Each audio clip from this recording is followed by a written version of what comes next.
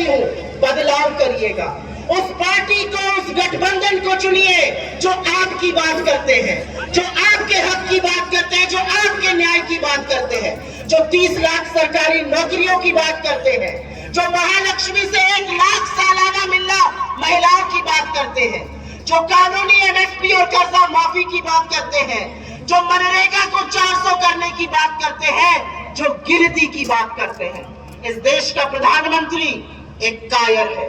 इस देश का प्रधानमंत्री डरपोक है, क्योंकि वो डरता है आपसे, वो डरता है आपके वोट की ताकत से, वो डरता है आपके जज्बे से, वो डरता है क्योंकि वो जानता है कि जब जनता खड़ी हो जाती है तो बड़ों की सिट्टी पिट्टी गुम हो जाती है। वो जनता खड़ी हो चुकी है।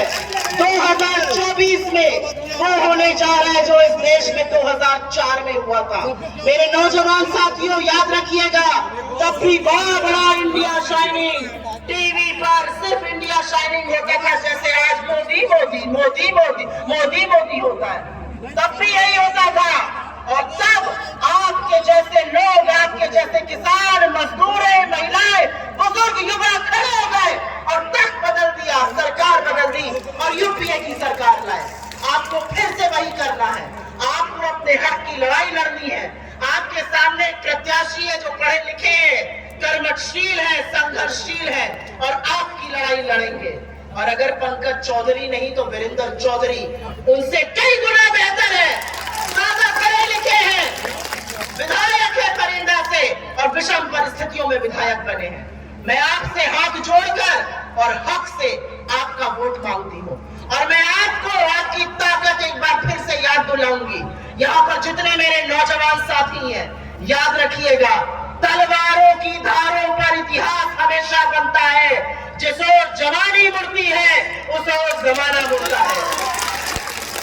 खड़े हो जाइए मल्लिकार्जुन खड़गे जी के साथ, एक वो व्यक्ति जिनका 50 साल से ज्यादा तो निर्वाचित सदस्य होने का एक्सपीरियंस है।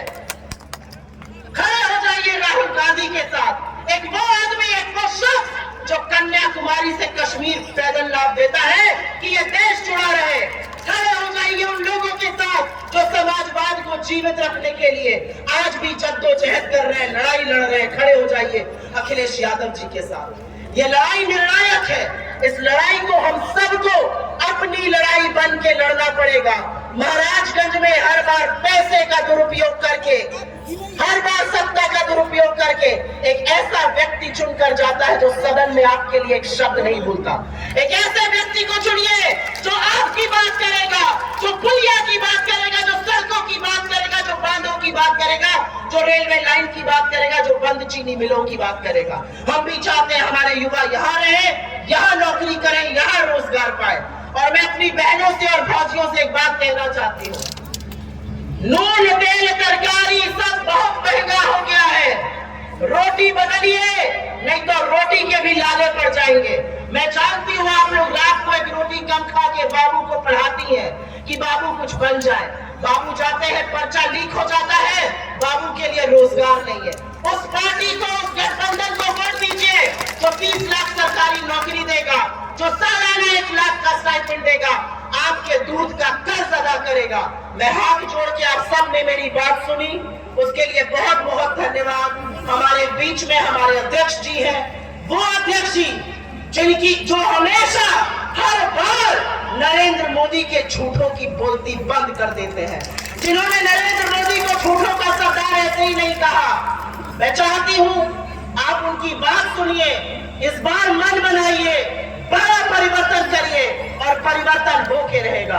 आपका जज्बा, आपका जुनून, आपकी तालियों की गड़गड़ाहट ये बना रही है कि मन आप बना चुके हैं।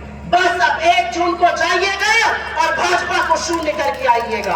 आप सब ने मेरी बात सुनी, उसके लिए बहुत बहुत धन्यवाद। और वीरेंद्र जी के लिए एक लाइन कहकर जा रही है, साहस पर एक लाइन कहूंगी आपसे, क्योंकि साहस से ज्यादा मजबूत दूसरी कोई चीज नहीं है।